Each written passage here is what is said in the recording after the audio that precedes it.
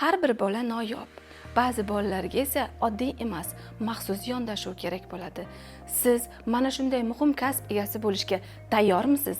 Men Ernazarova Dilnoza, Toshkent kimyo xalqaro universiteti Samarqand filiali maxsus pedagogika yo'nalishi o'qituvchisiman. Maxsus pedagogika bu alohida ta'lim ehtiyojiga ega bo'lgan bolalar bilan ishlaydigan, ularni rivojlanishiga va jamiyat hayotida o'z o'rnini topishga yordam beradigan sharafli kasbdir. Talabalarga tajribali va yuqori malakali professor o'qituvchilar dars beradi.